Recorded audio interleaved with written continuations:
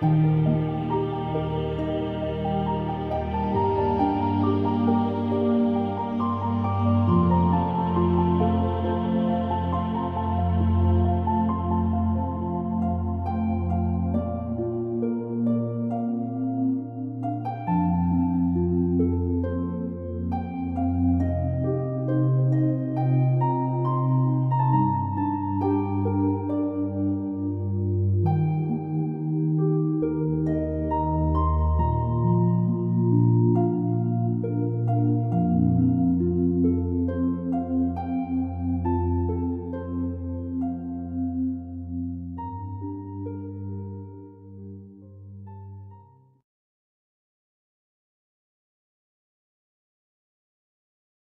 pagi, salam sukacita untuk kita semua. Mari kita datang beribadah dan memuji Tuhan dengan menaikkan pujian I love to tell the story.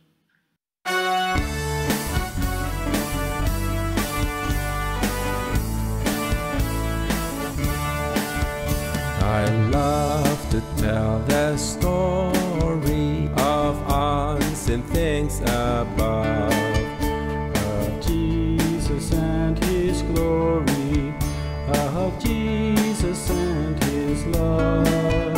I love to tell that story because I know 'tis true.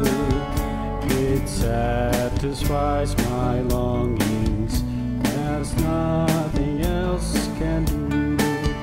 I love to tell the story, 'twill be my theme in glory, to tell the old story of Jesus and His love.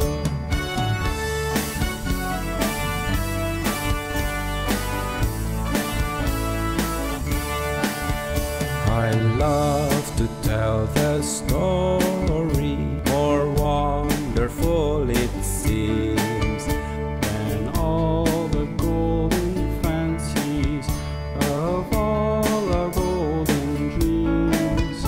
I love to tell the story, it did so much for me, and that is just the reason I tell it now to thee. I love to tell the story, 'twill be my theme in glory, to tell the old story of Jesus and His love.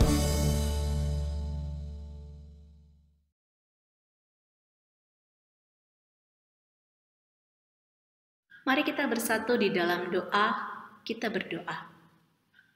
Selamat pagi Tuhan Yesus, kembali kami datang menyapa Engkau karena kami ingin mengucap syukur atas segala penyertaan-Mu. Saat ini kami datang untuk beribadah kepada Engkau, kiranya ibadah kami boleh berkenan di hati-Mu dan biarlah kami pun dimampukan mengikuti ibadah pada pagi hari ini dengan sungguh-sungguh. Hanya di dalam nama Tuhan Yesus kami berdoa dan mengucap syukur. Amin. Kita menyambut firman Tuhan dengan menaikkan pujian Before the Throne of God Above.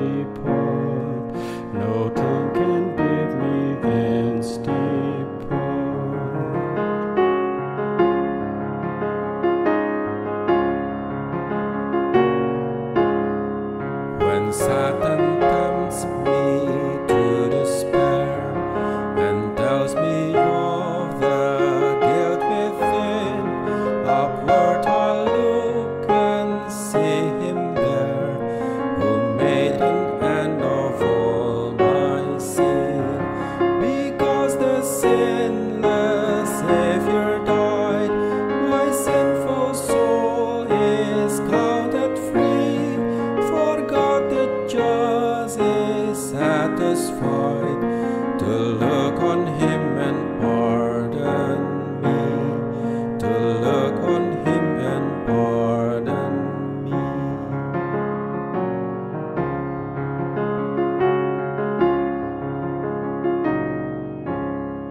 Behold Him there, the risen Lamb, my perfect spotless righteousness, the great unchangeable I am, the King of glory and of grace. One with Himself I cannot die, my soul is purchased by His blood, my life is hid with Christ on high, with Christ my Savior and my God. My soul is purchased by His blood, my life is hid with Christ on high, with Christ my Savior and my God, with Christ my Savior and my God, with Christ my Savior and my God.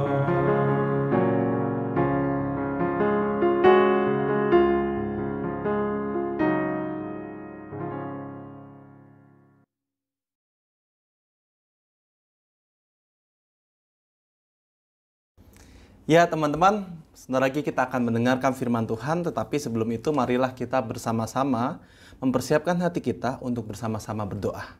Mari kita berdoa. Bapa di dalam surga, kami bersyukur pada hari ini Engkau mengizinkan kami berkumpul bersama-sama, walaupun melalui online Tuhan, tetapi kami dapat mendengarkan firman-Mu.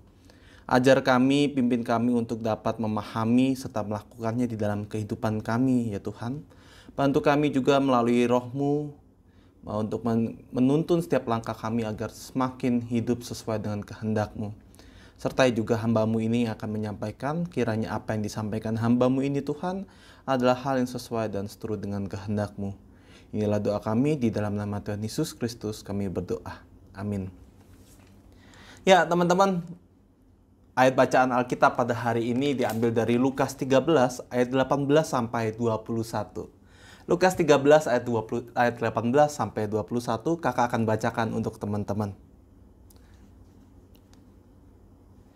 Maka kata Yesus, seumpama apakah hal kerajaan Allah, dan dengan apakah aku akan mengumpamakannya? Ia seumpama biji sesawi yang diambil dan ditaburkan orang di kebunnya. Biji itu tumbuh dan menjadi pohon, dan burung-burung di udara bersarang pada cabang-cabangnya. Dan ia berkata lagi, dengan apakah aku akan mengumpamakan kerajaan Allah?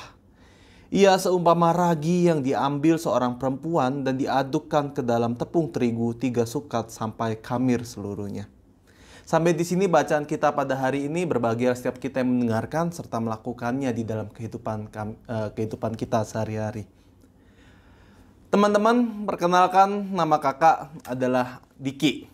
Nama lengkapnya Alfian Dito Yulian Diki, biasa kakak dipanggil Diki. Kakak saat ini merupakan seorang calon pendeta di GKI Kebonjati.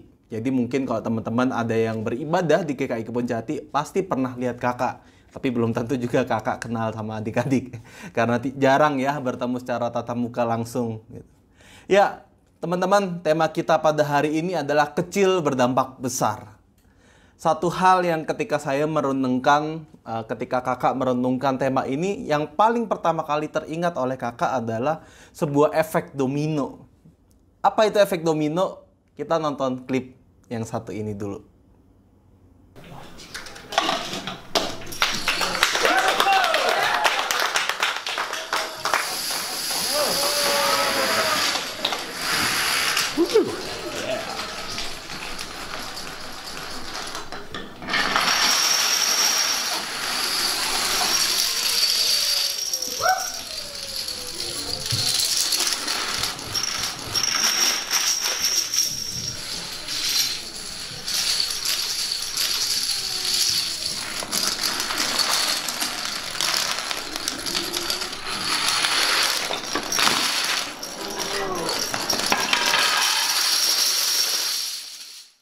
Ya, seperti itu teman-teman.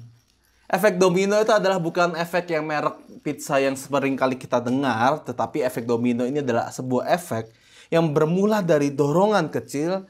Ternyata ketika kita melihat dampak sebab akibatnya ternyata semakin besar dan semakin besar.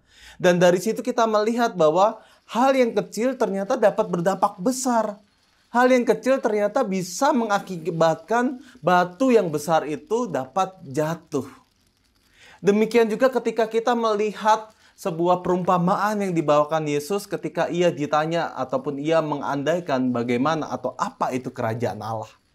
Pertama-tama Yesus mengandai-andaikan atau memberikan sebuah perumpamaan bahwa kerajaan Allah itu layaknya biji sesawi. Biji sesawi itu merupakan biji yang sangat kecil, teman-teman.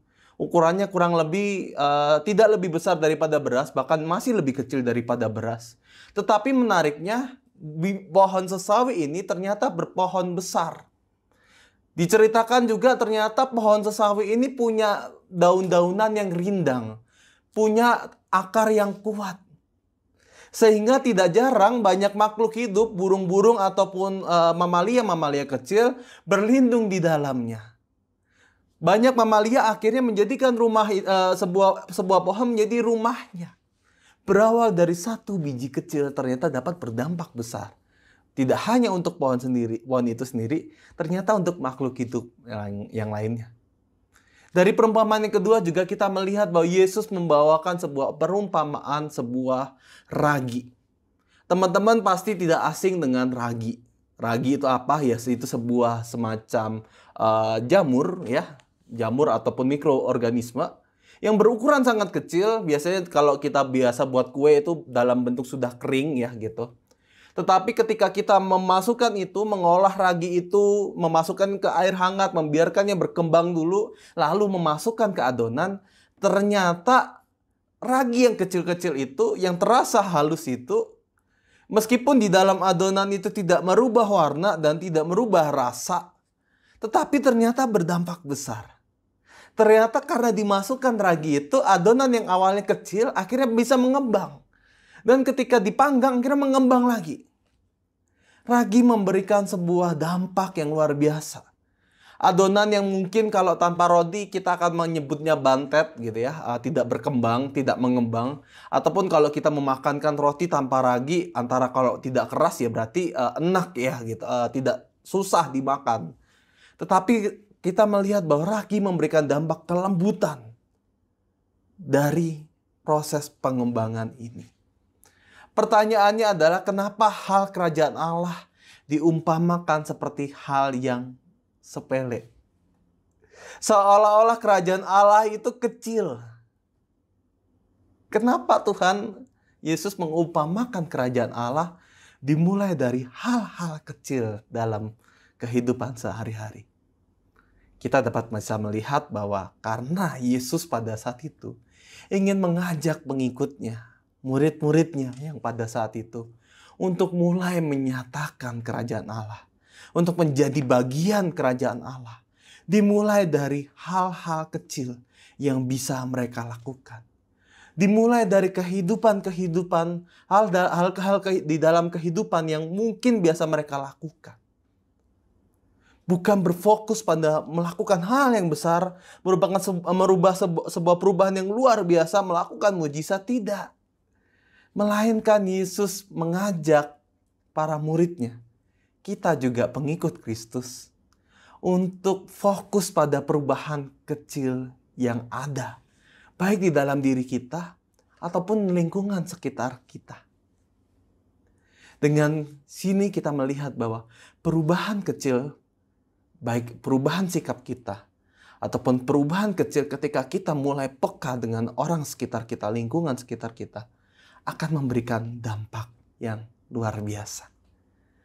Hal kecil atau perbuatan kecil yang dilakukan secara bersamaan dan dilakukan juga dengan perubahan ataupun konsistensi, kita konsisten melakukan hal kecil setiap hari, maka percayalah teman-teman bahwa hal itu akan memberikan dampak yang lebih besar bagi diri sendiri ataupun orang lain.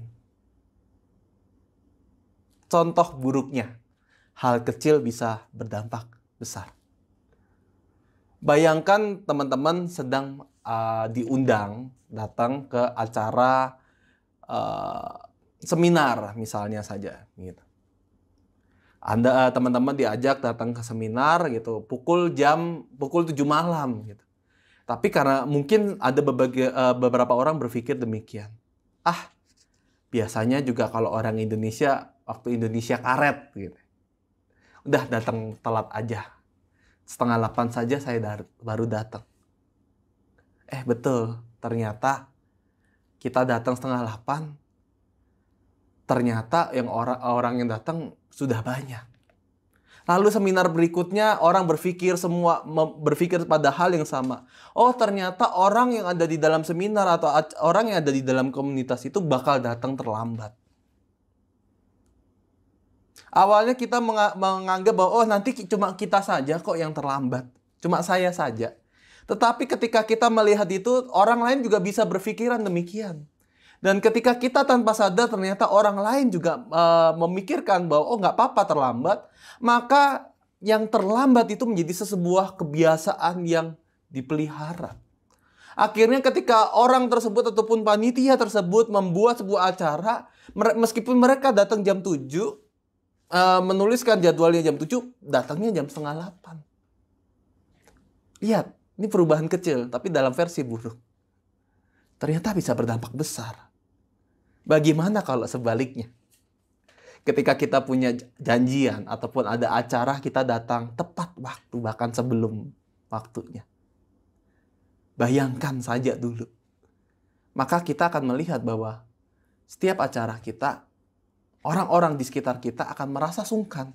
Oh, saya terlambat. Dimulai dari hal yang kecil kita bisa melihat bahwa ada perubahan. Dimulai dari diri kita. Dimulai dari mengajak orang-orang terdekat kita. Kita bisa melihat bahwa yang penting adalah konsistensi.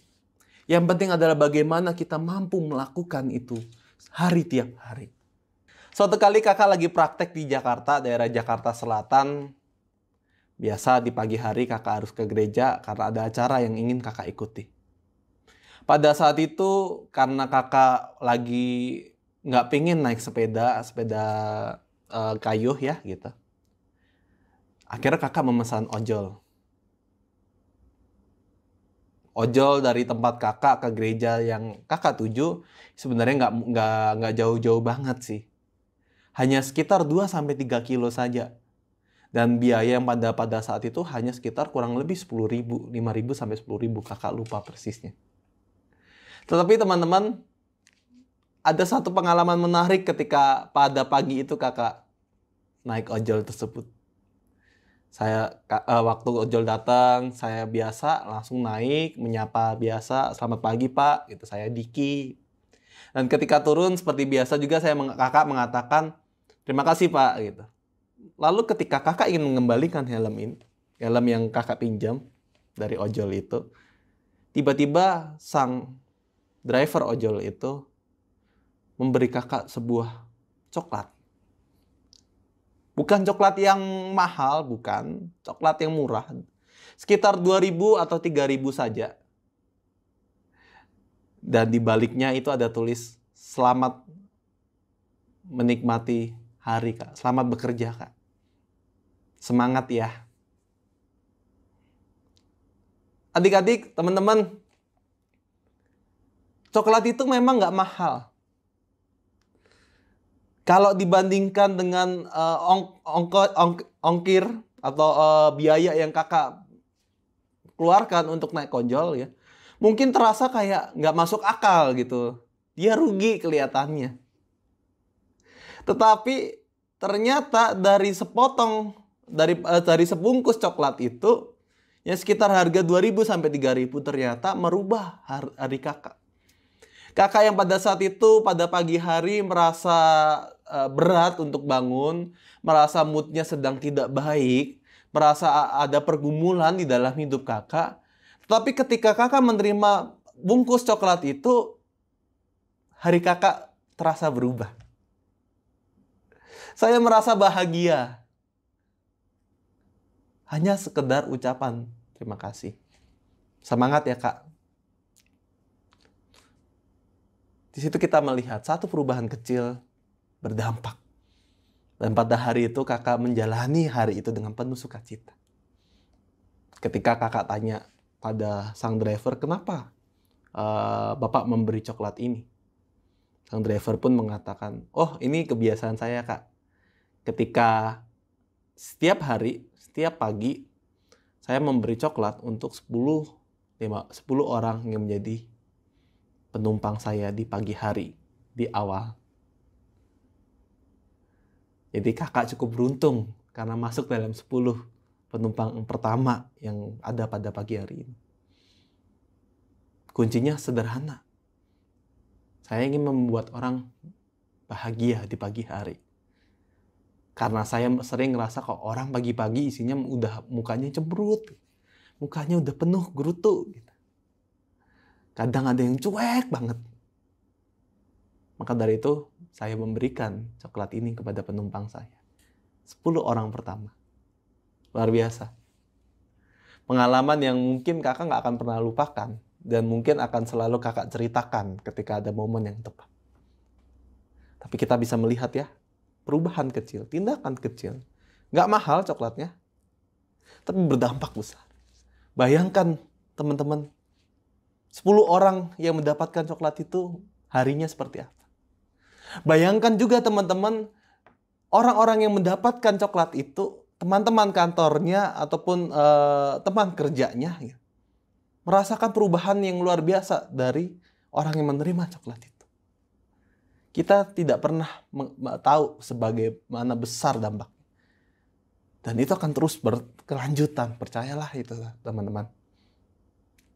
Hal kecil bukanlah merupakan hal yang sulit untuk dilakukan. Semua bermula dari hal-hal sederhana. Apa yang bisa kita lakukan? Memuji masakan orang tua ataupun asisten rumah tangga.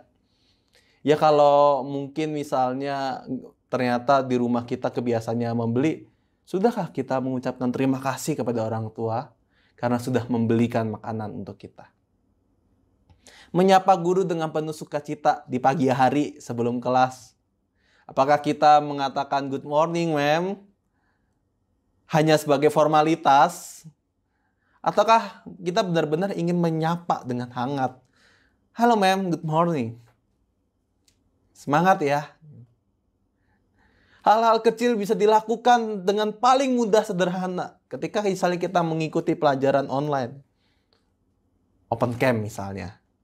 Atau merespon pertanyaan guru dengan penuh semangat gitu. Nggak harus ditunjuk, ya ada pertanyaan, diam gitu. Sampai 3 kali biasanya kalau saya mimpin seminar atau mendampingi sebuah pembinaan ini ya, kakak pernah melayani di Bina Iman juga gitu.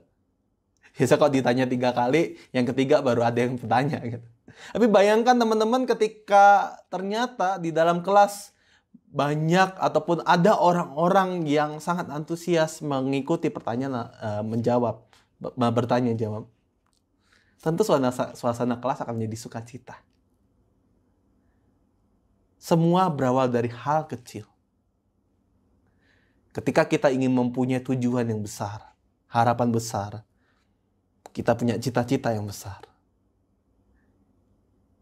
kita punya angan-angan pekerjaan yang besar, maka juga itu mulailah dari hal yang kecil. Dimulai dari diri sendiri. Seorang pepatah pernah mengatakan bahwa ketika kita naik gunung, kita tidak bisa mengambil langkah yang lebar terus-menerus. Tapi yang bisa kita lakukan adalah kita melakukan langkah kecil demi satu persatu. Kenapa? Karena langkah besar membuat orang lelah cepat. Dan akhirnya orang menjadi kelelahan ketika di pertengahan jalan. Tapi langkah yang kecil itu menghemat energi. Dan akhirnya orang tersebut mampu mencapai tujuannya. Hal kecil berdampak besar. Apa yang teman-teman sekarang ingin lakukan? Hal kecil apa yang ingin kita lakukan dalam kehidupan kita? Dimulai dari kapan? Dimulai dari sekarang. Amin. Saat teduh bagi kita semua.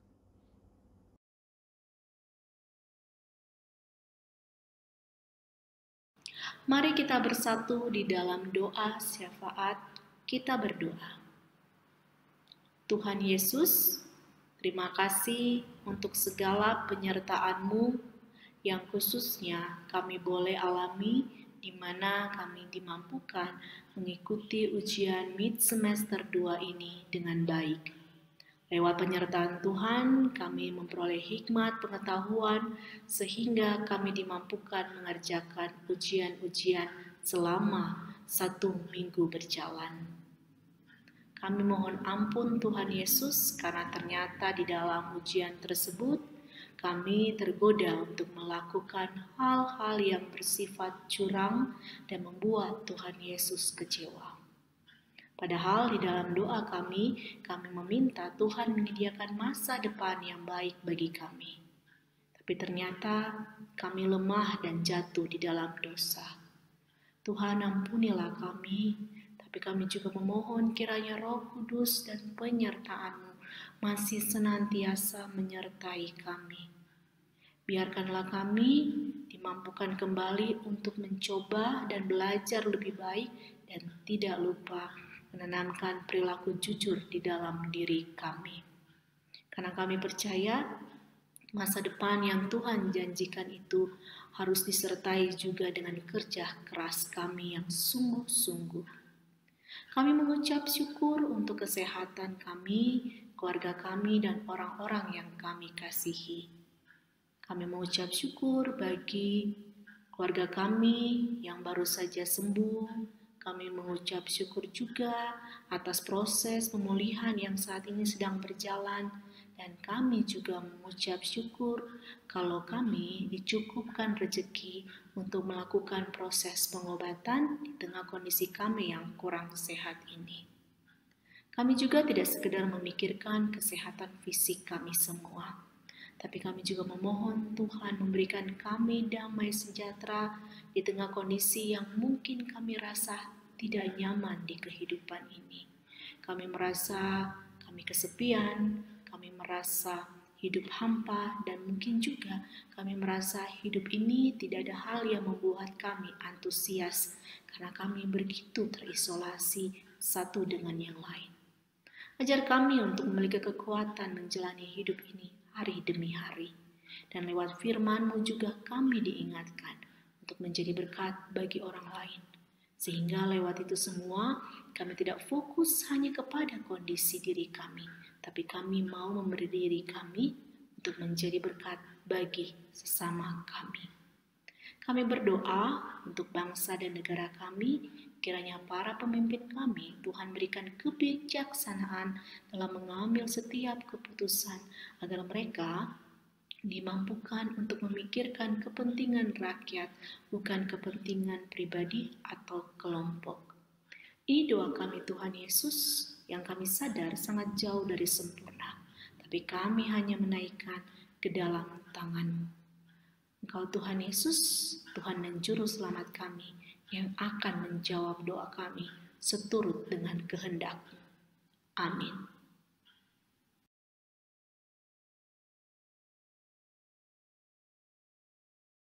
Ya teman-teman, kita akan undur dalam ibadah ini. Tapi ingatlah bahwa ibadah kita tidak berhenti pada saat ini juga. Ibadah kita ada dalam kehidupan kita sehari-hari, melalui langkah-langkah kecil yang kita lakukan. Dan setiap kita melangkah dalam Tuhan, marilah kita mengingat berkat Tuhan. Mari kita bersama-sama menerima berkat dari Tuhan. Tuhan memberkati kita dan melindungi kita.